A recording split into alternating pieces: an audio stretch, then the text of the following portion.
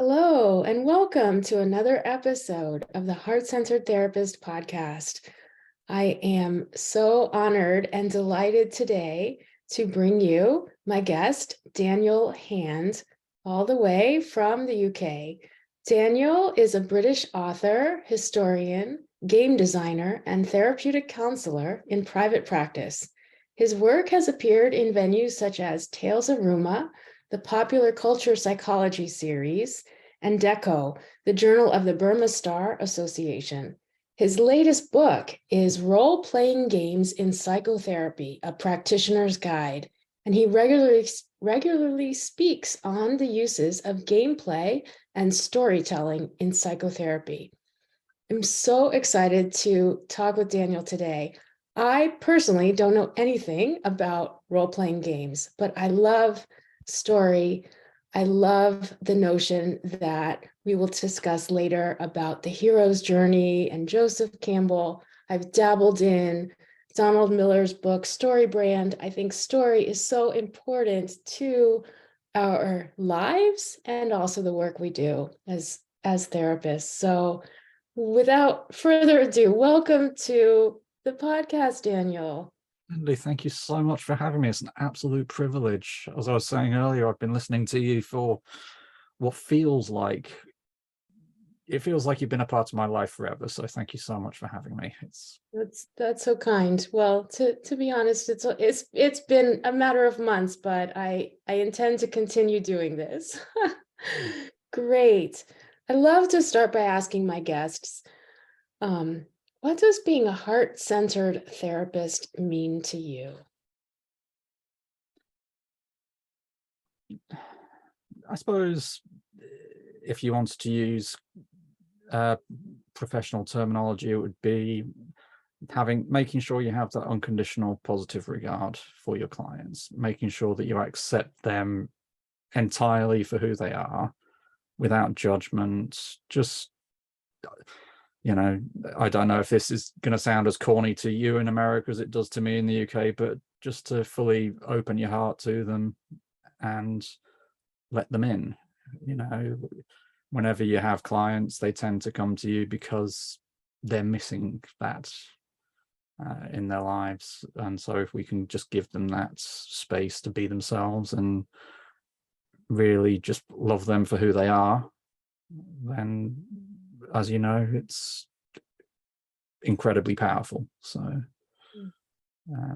yes, if I had to answer it like that. Yes. Oh, that's so beautiful. And letting them into our hearts and loving them for who they are. Yeah, because I don't know what it's like for you when you start with a new client, but when a new person comes to you, you can just feel that they're missing that total acceptance in their lives. They might well have a support network around them, which so many people miss as well. But even if they've got people they can turn to for most things, there are still some parts of life that we all keep to ourselves, and finding somebody just to be open to it's a wonderful experience. I'm just sitting here thinking about my experiences and getting a bit emotional, actually. So I'm going to stop before I start getting emotional. Yeah, right. Well, the emotions are great here. We love that. But yes, I think what you said is so important, that when that client first comes and you feel so strongly, right? That's that being close to them and feeling that they long for that acceptance, whether it's from others or often from within themselves, And again, that just it goes right into how we're going to explore your specialty niche around role-playing games and how you use this power of story to really help a client on so many levels. I think it's fascinating. Maybe share a little bit about how you became a therapist, like your journey to becoming a therapist. Okay. Well, I started out well, life really, as a fiction writer. I mean, and when I say that, I mean even as a child at school, I was always writing stories, and I was that kid who got asked to stand at the front of the class and read his story when he was in primary school, and and so I approach my client work very much from a writer's point of view, a creative point of view. Went to university, went on into working publishing and local government. As we all do when we're young, we just dip our fingers into various ponds to see what works for us. Trained to be a teacher, which some of us are cut out to be teachers. I'm not one of them, put it like that. Then my wife and I had a child. I became a stay-at-home dad for a few years and continued writing whilst in between changing the diapers and cleaning up the baby food that really stains the carpets. I don't know what they put in baby food, but it's impossible to clean up.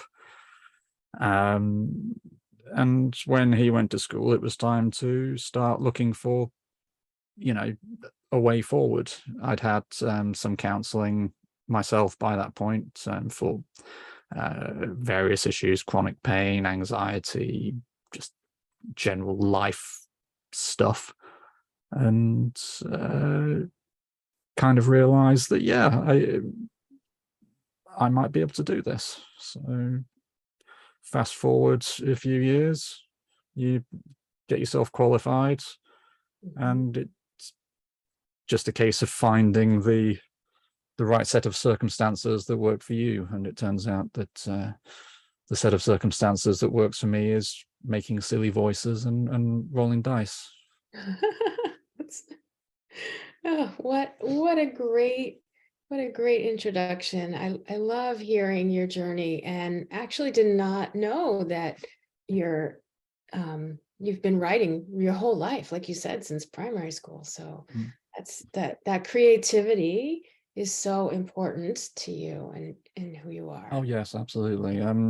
So I mean, I'm sure we'll talk about the book later, but I've been writing so much non-fiction lately that only a few nights ago I did something which I hadn't done in must be about a year, and wrote some fiction. And I've forgotten how much, not just that I missed it, but that I need it in my life. It's like welcoming back an old friend. So I'm really looking forward to getting back into where this particular adventure is going to take me. I haven't got a clue where it will, but yes, the storytelling and the reading has been there pretty much since day one. And sitting here, I don't actually know why. But it's just kind of the same way I have fingers. It's just part of who I am. So much a part of you, and the alignment of your love for story, whether it's in fiction or the role-playing games, and then how you weave that into your work, and that it's always been a part of your life, and even the beautiful way you articulate so far the story of your life, like that's integral to who you are, Daniel. And it's really, I think, refreshing for me and for my listeners, because just like you said, I welcomed an old friend when I started writing fiction again. Like, we need our creativity to come back to us. I think there's a lot of times that I'll say, I'm not creative. I'm not a creative person. And yet I realize in my work, I must be creative all the time. And so I see my work as a therapist as being very organic and creative, but, behind me or whatever, not so much. Whenever anybody says to me, "Oh, I'm not creative," I was like, "Oh, that sounds like a challenge," because every single one of us is creative, and I could sit here and wax lyrical about that for the rest of the day, especially in terms of storytelling. I mean, storytelling has been a part of human existence for as long as humans have existed.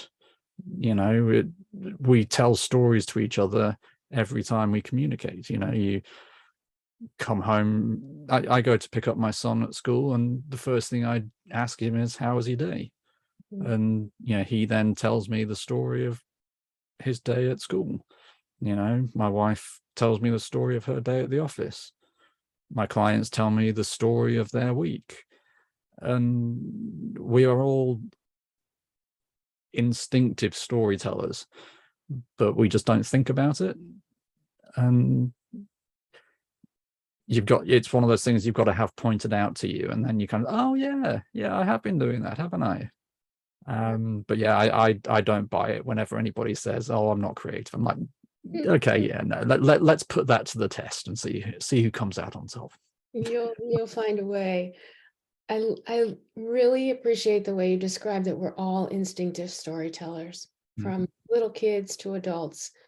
And this would be a great time for you to like further kind of dive into like the parts of a story. You have a beautiful website, Daniel, and we'll make sure we link to that in the show notes. Oh, thank you. Yes, and I noticed like you referred to Joseph Campbell and the hero's journey. And so maybe describing like, what are those elements of story that then you also use in your work to help clients explore their inner world? So Joseph Campbell very famously wrote a book called The Hero with a Thousand Faces. And what he did in that was essentially trawl through myths and legends throughout history and analyze a kind of template that tends to go through them. Not obviously there were outliers, but he roughly came up with what we would refer to today as the hero or heroine's journey.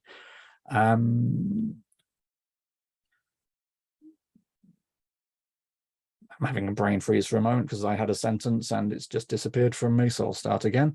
And basically, in a nutshell, that hero's journey is that you've got a protagonist who is living in a less than perfect state.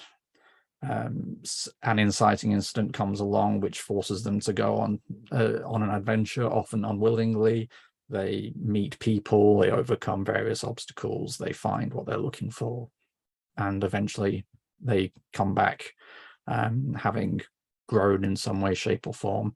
And then the decision is, well, do I go back home to the way things were, or do I stay where I am now? I mean, another author, a current author, Orson Scott Card, came up with something he called the mice quotient, which is milieu, idea, character, or E. What was the E? I'll remember that later on because it will come to me. The idea being that if you're writing a milieu story, there's something about the setting, the location of the story that is either not quite right or it's under threat, and the character has to go and protect his home. If there's an idea, there's something intriguing about the story that the character is going to explore. But all of the milieu, idea, character, and E, whatever this mysterious E that I can't remember off the top of my head is, the amazing thing about it, much like the hero's journey, is that it tends to be kind of circular / reflective. The end is always kind of reflective of the beginning, and the character goes back to the world and gets to decide, am I happy the way it is now, or do I go back to my life of adventure and keep on keeping on? And that story is pretty much if you squint hard enough, you can see it in just about every story ever written. Lord of the Rings, for example, is the hero's journey to a T. You've got a young hobbit who inherits a bizarre piece of jewelry from his uncle, realizes that there's something to do with the end of the world, has to go along, sort it out, meet the odd strange character along the way, and then goes back home and realizes that he's not the same anymore. And so yes, I could go on and on. I love the hero's journey and writing mechanics and templates. It's yeah. I love hearing the examples too. That's such a great example. If you have another one on the top of your head, or if it pops up, please let us know. Like, absolutely. I'm just, if you'll forgive me, I am just going to Google mice quotient, because the E is going to just drive me up the wall. yeah. Is it using the mice quotient?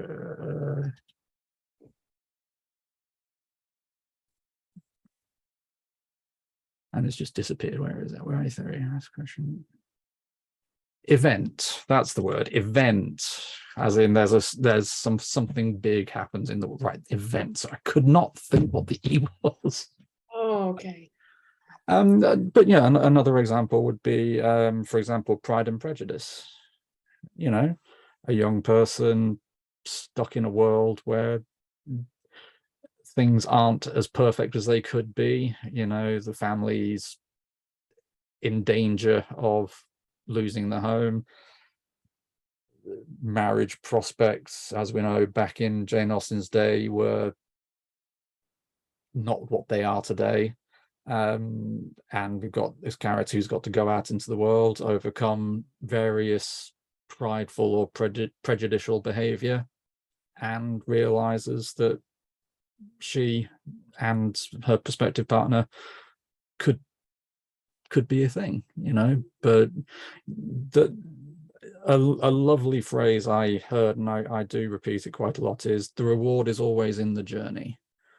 And that's what storytelling is. You're not necessarily worried about the end. We know how stories are going to end. We know that Pride and Prejudice was going to end with them getting married, but it's how they get there that's what keeps us coming back for more.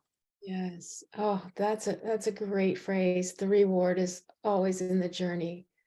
Even as you described, like getting back into your own fiction writing, like you don't know where it's going to end, but that journey of it, that's part of the rewarding process. 100%, absolutely.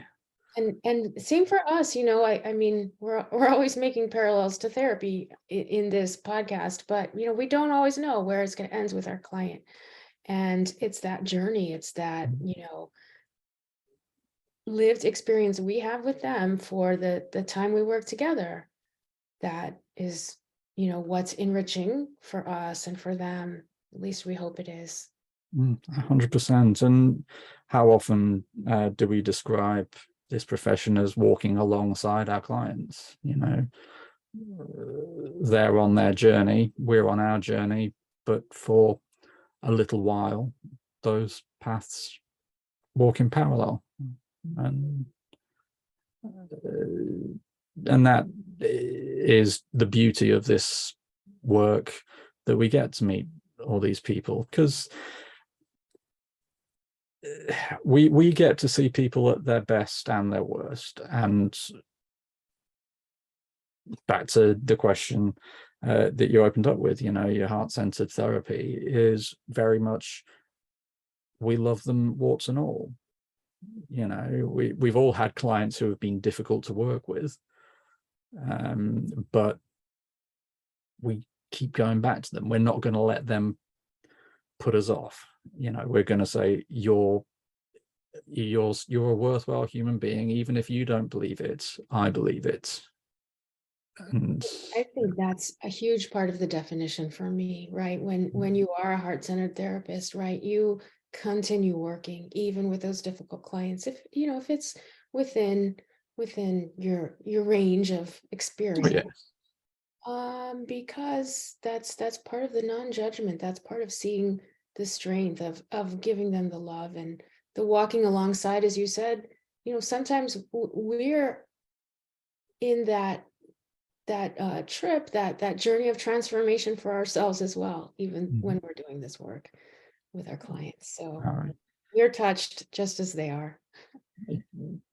There is no such thing as a client who doesn't educate us. There was remember Kung Fu, the old David Carradine television series. Well, there was a sequel to that where he played, I think, a descendant of that character, but in modern day, I think, was it America? I think.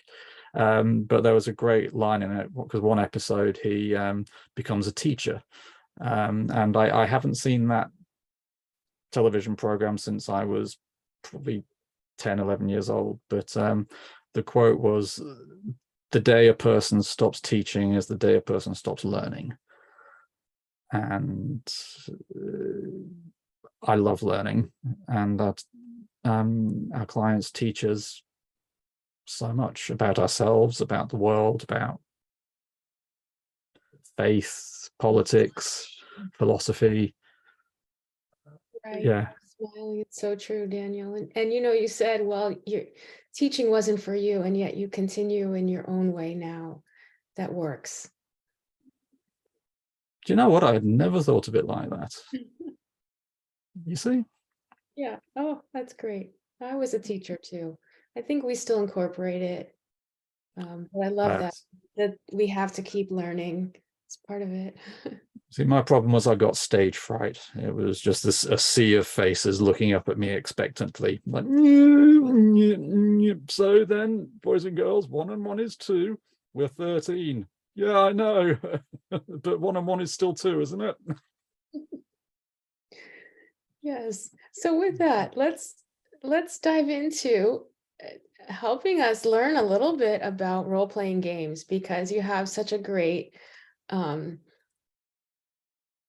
sense of humor and joy about you, and I'm sure it comes out in this use of games and story with your clients. I want to share a quote, because your book, Role-Playing Games and Psychotherapy, A Practitioner's Guide, it's so cool. We're going to link to it, and it has this amazing cover, and you have said about the beautiful new book cover, and I quote, "It portrays everything that matters about RPG therapy: adventure, standing up for yourself, taking risks, overcoming adversity, and generally giving yourself permission to be a total badass." That's what the book cover encapsulates. It's really, we'll make sure we have a picture of it. So with this, like, RPG therapy, what is it? Everything you've just said. Everything we just spoke about with the stories, RPG therapy is basically turning the therapeutic process into a storytelling exercise.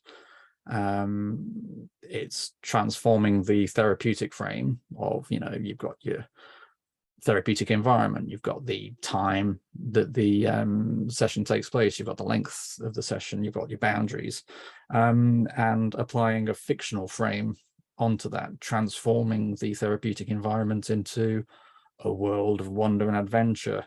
You're not just sitting in here talking about your day at the office. You're sat here talking about your day going out fighting that dragon that one time. And once you transform a person's problems into this fantastical adventure, everything just becomes that bit easier to talk about, especially for some clients who have been traumatized in some way, or just very anxious about talking to some big scary man about their emotions. Just turning it into a bit of fun, putting on silly voices, talking like a little goblin. Nobody can take you seriously if you put on a voice like that. And so all of a sudden, it's all right to come and sit down and talk about things. And what we do in RPG therapy, we create a character with the client. And as soon as that happens, then it's the character we're talking about. The character's the person with all the problems. The character's the one who's having difficulties that they've got to overcome. And as we all know, it's so much easier to give advice to somebody else than it is to listen to our own wisdom. And so you put your clients in a position to say, okay, well, your character has just experienced this event. What would you say to them? Okay. So, this event is a bit similar to what you're experiencing, isn't it? Okay, so if you could say that to your character, would it be possible to apply that yourself? Interesting. It's kind of using the storytelling, the fictional frame, just the adventure, just to help the client see their problems from a different perspective, from an arm's length, where it's all a bit safer and warmer, and with the voice of a goblin. The goblin voice helps a lot. Oh yeah, completely. Yeah. Oh yes, I want the ring. Oh yes, go and get. Oh no, there's a dragon over there. Don't go over there. And all doing things like that, because you get the clients to put silly voices on as well. It's all part and parcel of it, if they want to, of course. But if you make it fun and engaging, that takes away the fear that a lot of people have of the therapeutic process. Because if you come to a therapist week in, week out, and all you ever do is talk about difficult stuff, you're naturally going to kind of grit your teeth and think, oh, do I really want to go there this week? Whereas if it's all about, I use the phrase battling your inner demons by swinging swords at imaginary ones. And if you're turning the therapy into an adventure, into a story, that's something to be looked forward to. You get to be creative, right? I'm assuming this is also helping open up your clients to look at new ways to approach, right? Slaying their dragons. Absolutely. And it's also teachers skills for outside the therapy. Role-playing games are fantastic for self-care. They're social exercises that involve going out, meeting other people, telling stories, but there can also be writing exercises. You can draw pictures, paint pictures,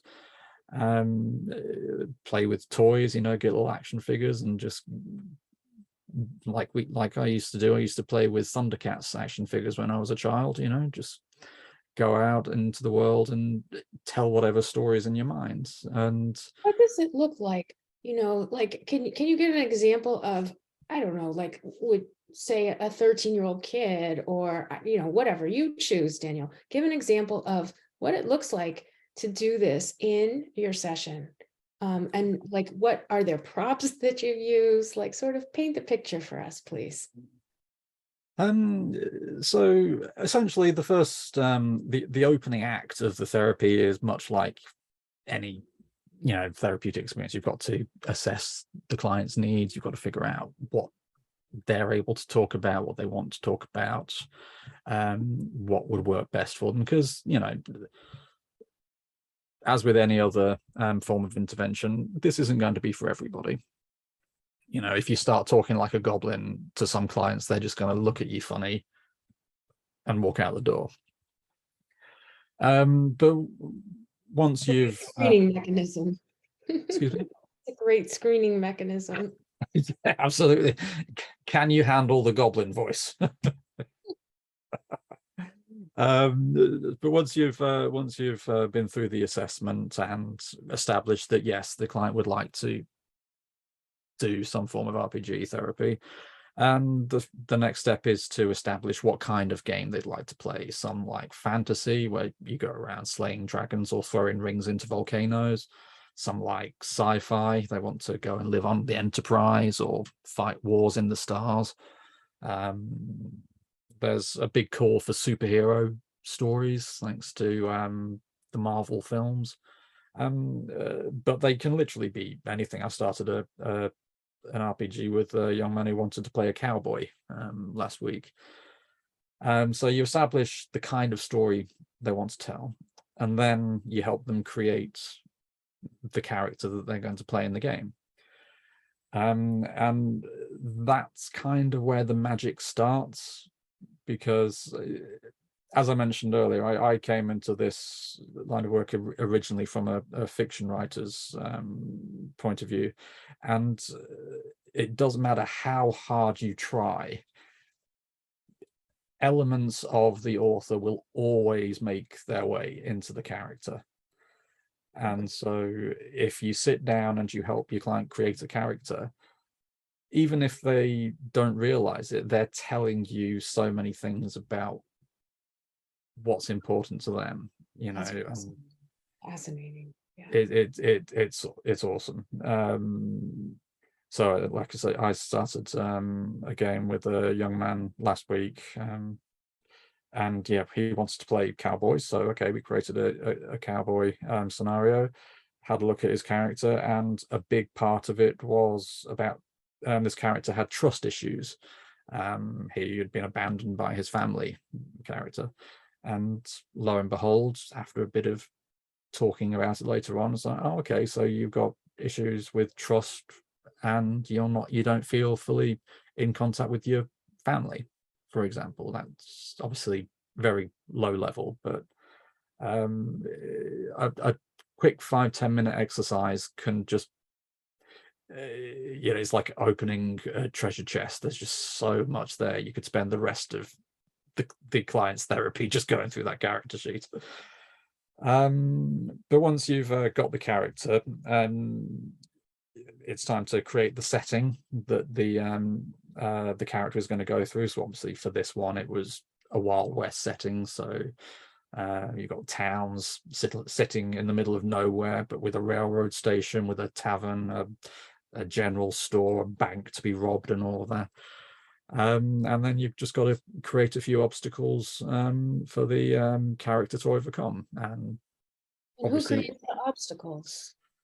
So usually that's the therapist or the game master, but it can be the client as well. It depends on how you're going to approach it. So if it's very much a case of the therapist is putting things in the character's way that the client has got to kind of figure out how to get around those obstacles, then yes, it's the therapist does the creating and the client does the reacting. But if so I'm initially I trained as person-centered and psychodynamic and integrative, but person-centered obviously lends itself very well to letting the client take the lead, saying, okay, I'm the character is here, and I think it would be fun if they came up against the sheriff walking into the bar just as they're leaving, kind of thing. And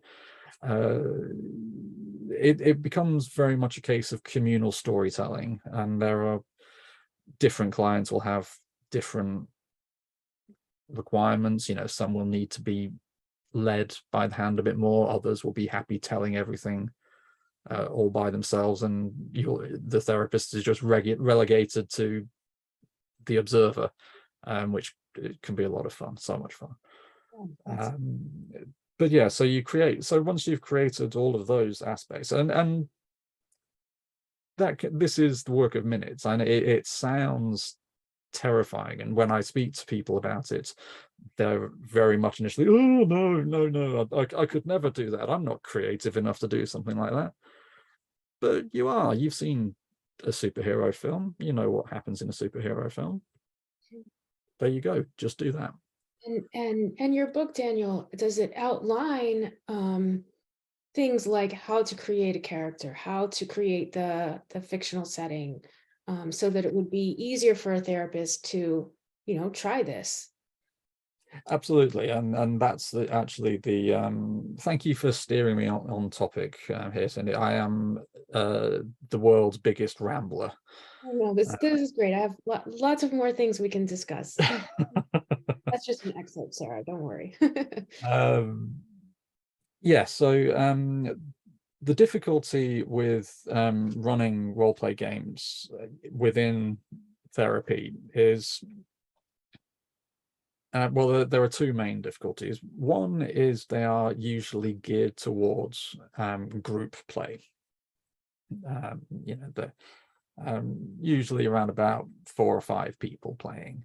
And just for example, can you tell our listeners, like, what are the role play games outside of therapy that we would know about? Well, the one that everybody knows is Dungeons and Dragons. That's the one that kind of started the show back in the 70s. But to be honest, now there are just so many out there. You've got Dungeons and Dragons, you've got Pathfinder, you've got Blades in the Dark, you've got The One Ring, which is all about Lord of the Rings, and I love The One Ring. But you've got pirate games, you've got samurai games, you've got superhero games. There are just so many of them. There is literally an RPG for everybody. This is Sorry? I'll take your word for it. There is an RPG for everybody. There are so many. There is a lovely one called Quest, which is, oh, do you want an ice cream? The ice cream van's just coming by outside. No, there's a lovely one called Quest, which is a very simple mechanic. You just roll 1 die and just go according to what that says. And it's lots of very magical items in it, and it's all about the story. It's beautiful. But the big problem you have with not all of them, but a lot of those games is, as I say, they're designed to be played in groups, but also they can be extremely complex. So Dungeons and Dragons, I would not recommend using in therapy, simply because if you wanted to create a character in a 50-minute session, it would probably take 2 sessions to create a character for a Dungeons and Dragons type game, which, okay, yeah, as we've mentioned, the character creation process is helpful, but that's a bit much. I've only ever used Dungeons and Dragons with one client and decided not to again, because it was just a bit too complex. And that's why the book came about, because most therapists aren't trained for group work, and most therapists don't really have the time to learn an entire rules system. I mean, if you wanted to play Dungeons and Dragons, you'd have to, that's something like 600 pages worth of rules and mechanics, Right. to learn. You're giving therapists a shortcut to work with an individual client, if that's their modality, and create some RPGs that will work in session, like start from maybe the second session. Yeah, absolutely. And hopefully it'll be easy to get your head around. That's what I wrote it to be, as easy as possible, because we're busy people. You know, we need to get the information into our heads and into the session as economically as possible. And hopefully the book will give our compatriots the information they need to use it, but also to have confidence in themselves to use it. Because again, it can be very overwhelming to see that you've got 600 pages worth of RPG rule to read. Whereas if you've just kind of honed it down into a couple of chapters, you know, you can just pick it up and go with your client. And so actually, are you giving the therapist a way to help the client create a character? It doesn't have to be a part of a specific existing game, that they can create this and then work with the client character to create the obstacles and so on. Yes, absolutely. And that's why I say, to begin with, the very first thing you're going to decide is the genre you want to play. Because the problem with a lot of current games is they come with a pre-designed setting. So if you want to play that game, well, then you kind of have to play fantasy, or you have to play superhero.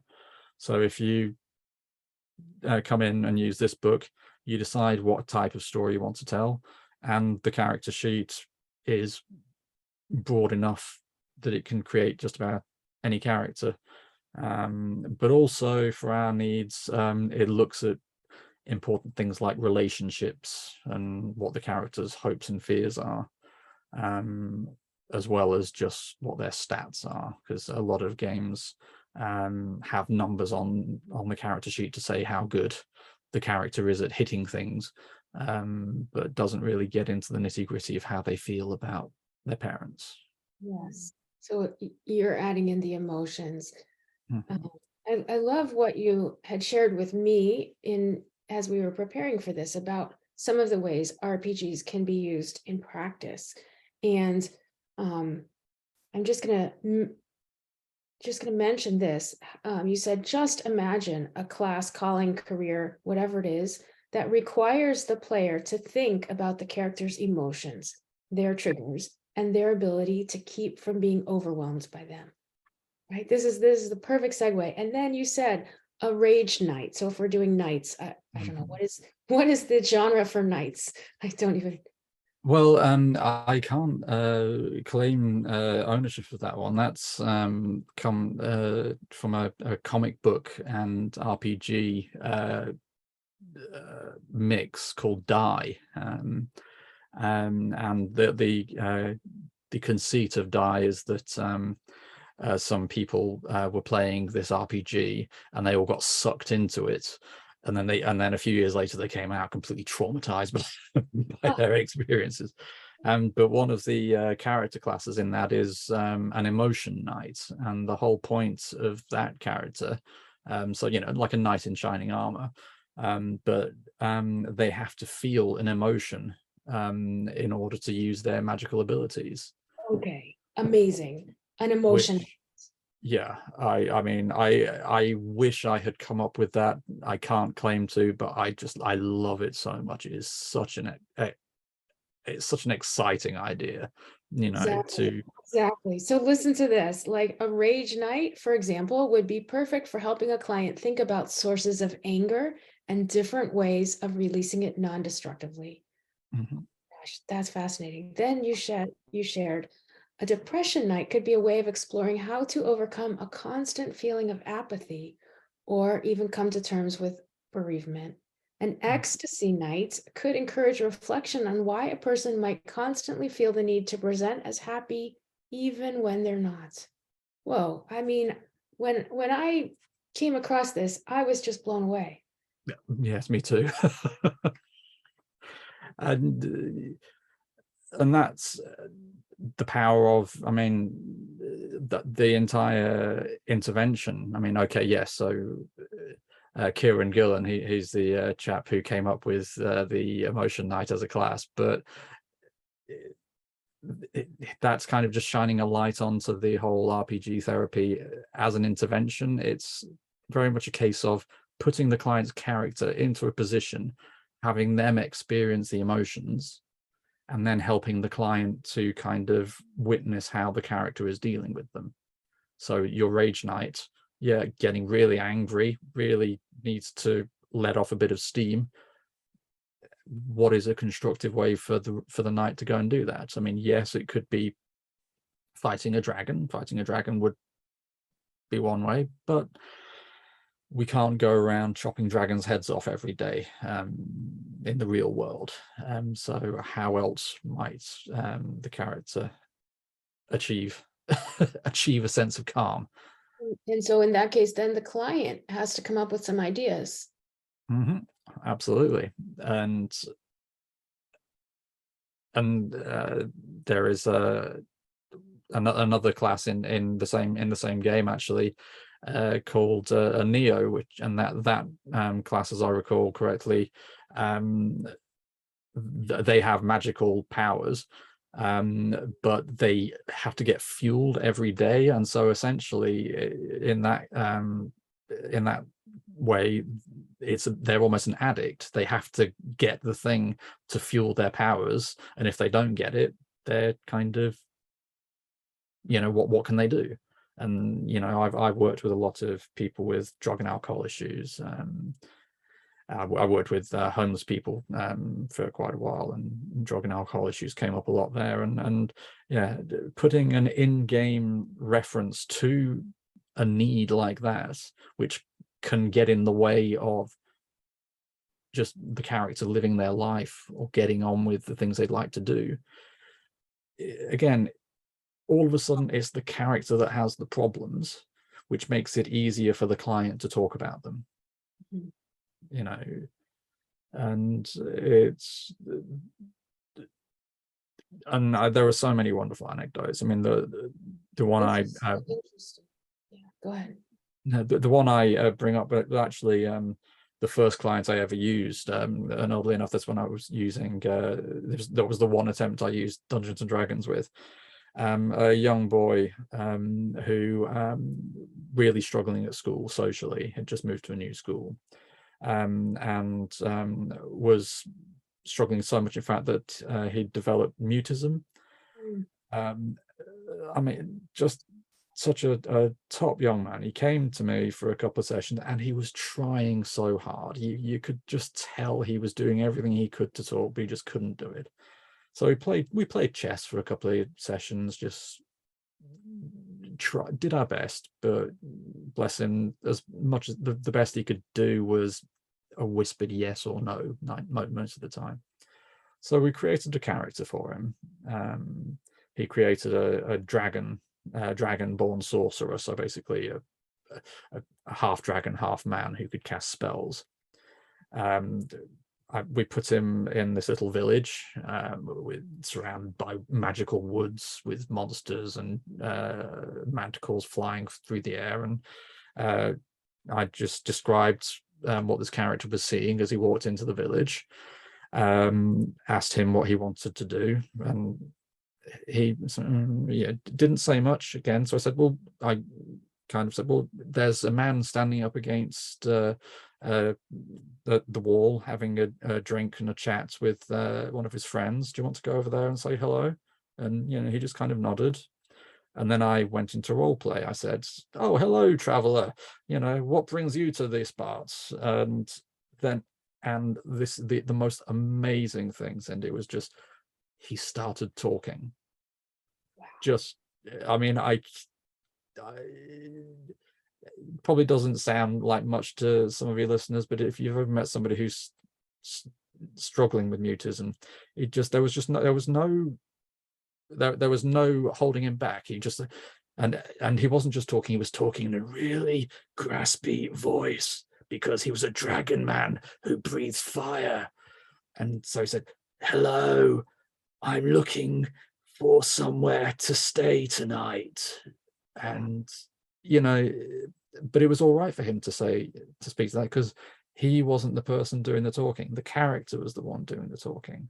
Character, that is phenomenal. And so much safety for this client who was able to overcome through the character that mutism. Yeah, it was, I mean,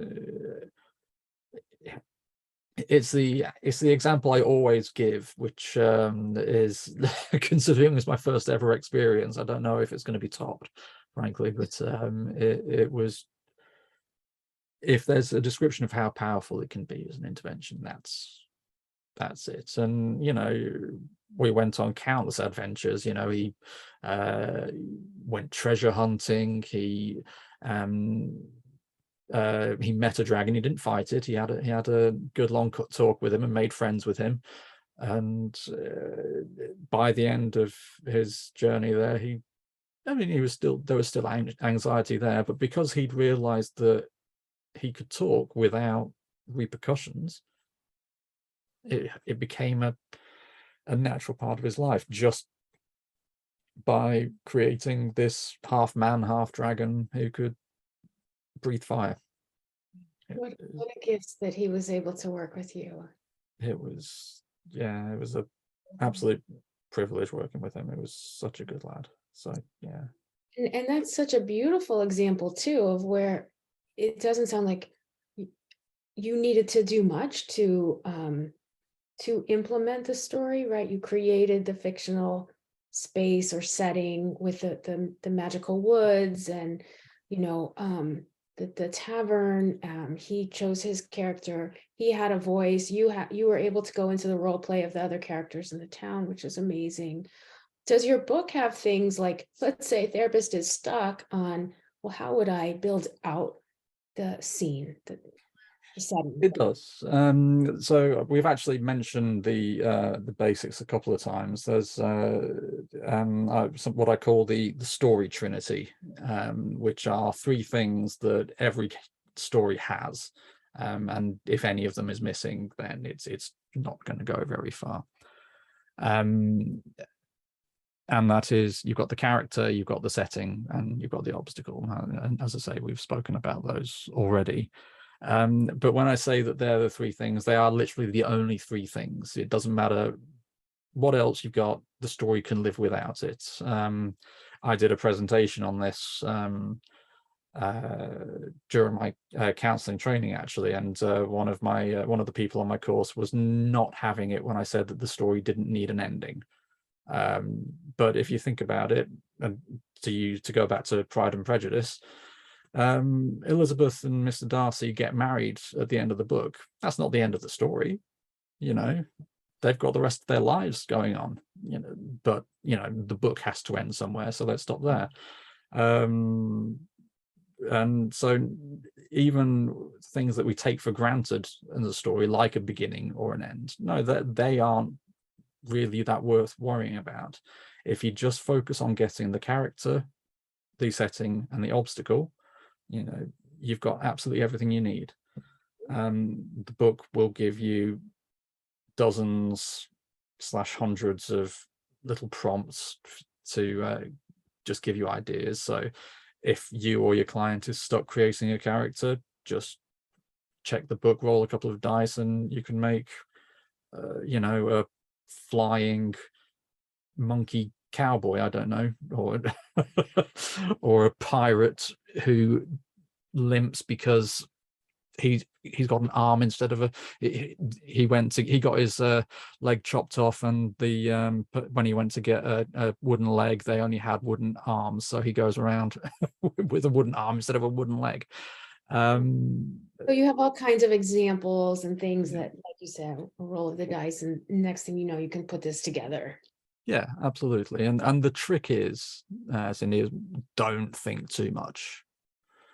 Don't worry about it. You do not have to become the next America's great author. You know, let your client choose the character. That's because that's what they're interested in. As soon as you've got the character, you know the setting that they want. You know, if you're a dragon mage, then you're going to want to go to an enchanted wood with monsters. If you're a superhero, you're going to want to have a city full of supervillains and people to rescue. And once you've got the setting and the character, well, just give them something to do. The obstacle could be, you know, the superhero has to rescue a cat from a tree, or it could be they've got to stop some supervillain from robbing the bank. Once you've got those three aspects in place, everything else is just having fun. Yeah. And that is the key ingredient, is just have fun, let the client have fun, let them engage with the story, and the therapy will almost do itself. Yeah. And so with that, the sense of the character being external to the client, because the character kind of externalizes and creates this, I mean, the client externalizes and creates the character. And yet it's not like an externalization of problems, because then they have the agency to actually work on the obstacles. Absolutely. And this does kind of fall back on well-worn therapeutic tropes, like projection, for example. We are literally projecting our issues onto a third party. You've got parasocial relationships, which have obviously become a big talking point recently, especially since the pandemic. What are your relationships with the celebrities you watch on television? You've got transference, you've got systemic thinking. The character knows people in their world. All of these things play the same part in an RPG setting as they do in a quote unquote normal therapeutic setting. We're just kind of changing the language. We're talking about having laser blasters and swords and shields, as opposed to, what did you do at work this morning, for example. And instead of calling it a defense, you're like, well, what about or a protective measure? You're getting out the laser. Yes, indeed, absolutely. And let's face it, what therapy isn't improved by having a laser? That's great. I love it. Yes. So these are such solid therapeutic principles that underlie the RPG sessions. I really was intrigued how you described using this in some ways with folks that struggled with addiction, and that's so interesting, to have a little distance to look at the problem and maybe feel a little less shame while working through the issues. You use the exact word there, because there's so much shame attached to things like, which is obviously one of the things to work with the client, because what have you got to be ashamed about? It's an illness like anything else. I suffer from chronic pain. Should I apologize for that? But yes, absolutely. Just by taking a step back, letting the client be letting the character be the one to take all of the risks, do all of the hard work. And with a lot of clients suffering from addiction and alcohol issues, there's a lot of inner child work going on there as well, because these do tend to be issues that go all the way back to some form of childhood trauma. And here we are sitting down with that inner child, literally playing a game with them. And just loving for the inner child. It's loving. It's back to that heart-centered approach of, I'm gonna love all of these parts of you. Yeah. And I had a client a few years ago, not with addiction, but with had come saying that they had just not had a childhood. They had come from an abusive upbringing and just hadn't been able to play. And one of the first things they said to me was that they didn't think they knew how to play. And so we played. Yes. That's a big takeaway for anyone who has, clients that had a very adverse childhood background where they didn't really get to play. And imagine having that experience in a relational and transformative healing way with your therapist. Pretty cool.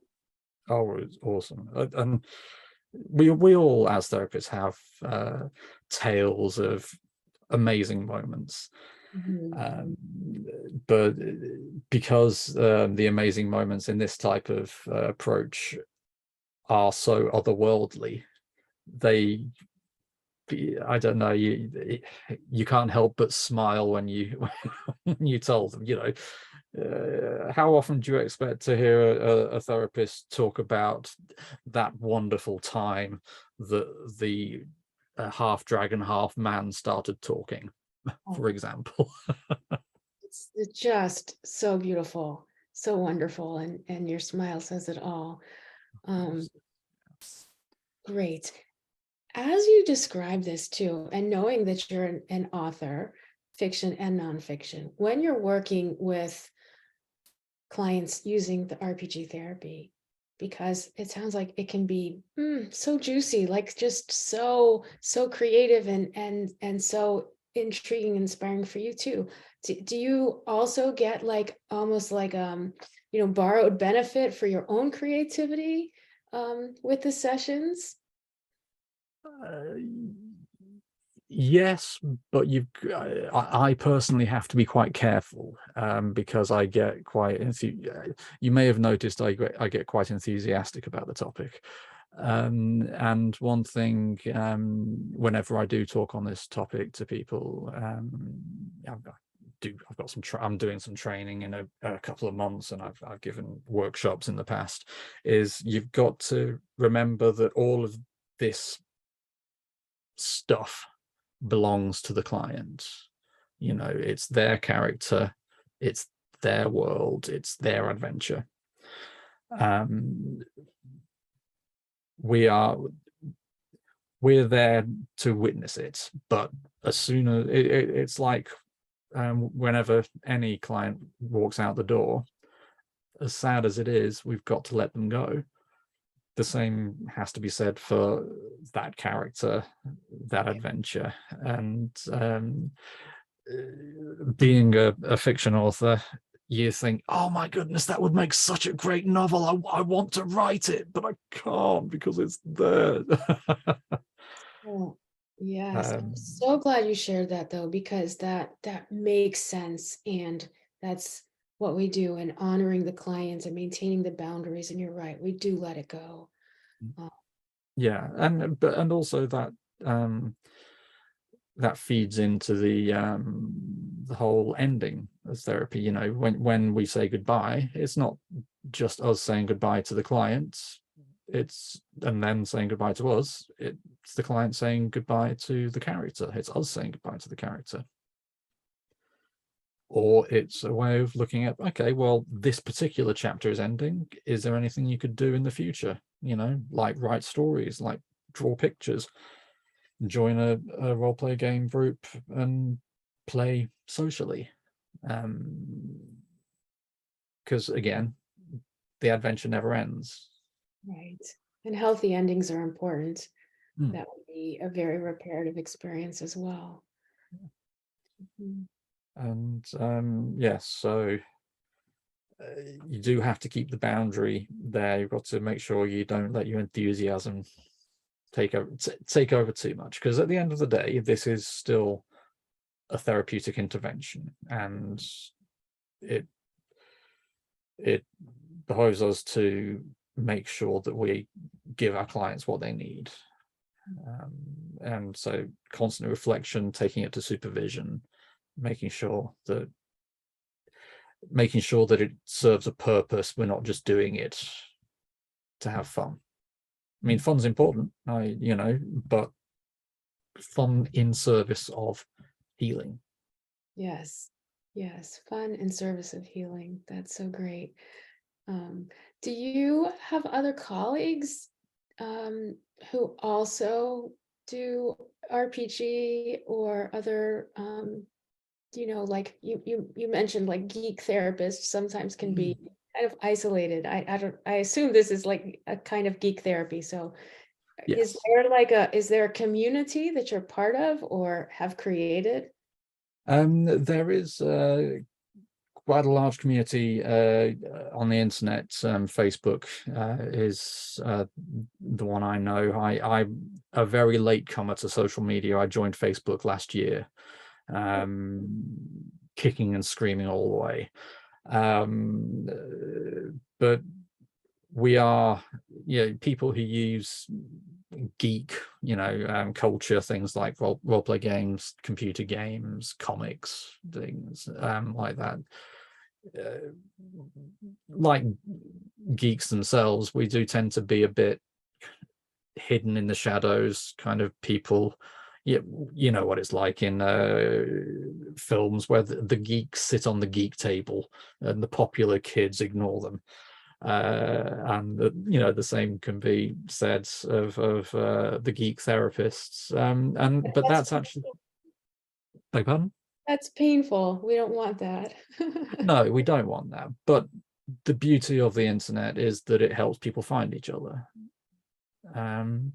But also, what I do hope the book will do is it will help hand the RPG stuff out to people who wouldn't identify themselves as geek therapists, because I don't need to tell the geeks about using role-play games in therapy. They know already. Got it. You Right. know, Tell other people who want to use expressive and creative modalities in therapy and to reach those clients. I love what you say. If this book could help professional colleagues reach clients who were previously unreachable. yeah.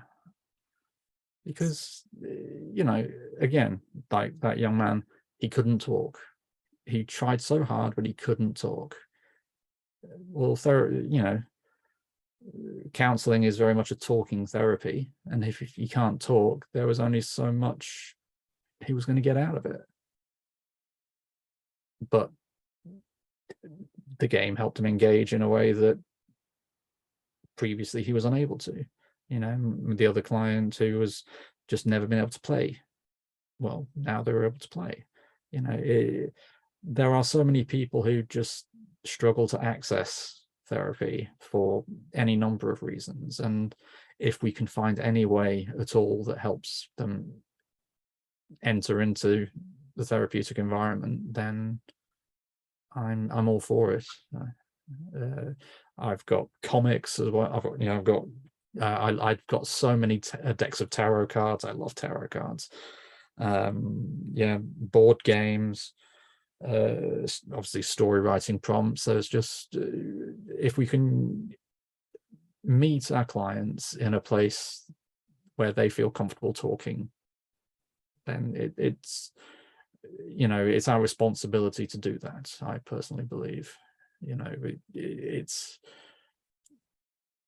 unethical, but also just plain rude to demand that our clients meet us on our terms. We should be willing to go out and meet them on their terms, even if that means talking like a goblin, for example.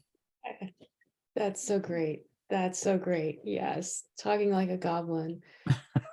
If anybody is really intrigued by Daniel's work, you have so much to offer. I know you also do like one-to-one consultations and group trainings for therapists where you help them with this RPG therapy, right? Yep. Yes. So I haven't got some group work now until end of July, I think, if I remember my calendar. But yes, I'm always up for doing the one-to-one consultations. I do workshops, which is just me talking at the camera and saying, anybody got any questions? But I also do some work where a group of therapists get together and we play an RPG and see what the experience is like. Oh, I love that. Fabulous. Wow. It's a lot of fun. I mean, there is an age-old joke for RPGs saying that the game master, the person who runs the game, is just an unpaid therapist. Well, imagine what it's like when all of the players are therapists as well. That's great. That's great. A Well, lot you're of definitely going to want to check that out. A lot of therapists would be very interested in that and the adventure, right? We have our own obstacles to overcome. We need some characters ourselves to help us do that. This is great. I really am thrilled that we got to meet today, Daniel, and I want to acknowledge you for this amazing effort in launching your book and creating such a safe place for clients where they're really just being able to heal and become, more fully themselves, which is an amazing gift that you offer them. So thank you. Thank you for having me, Cindy. It's been an absolute pleasure talking to you. Yeah, real pleasure. If you could again tell everybody about your book, when it's coming out, and your website. Yeah, so the book is called Role-Playing Games in Psychotherapy, A Practitioner's Guide. That's published by Palgrave Macmillan. It's coming out end of June 2023, so a month or so. And my website is www.monomythcounselling with 2 L's.co.uk. The monomyth obviously being the hero's journey in Joseph Campbell's book. So That's great. We'll link to Daniel's book in the show notes and his website, and whatever else, other links we will put in there for sure. So yes, well, I think it's about having fun in therapy and joining the story. joining the story. Great. Thank you so much, Daniel. Thank you.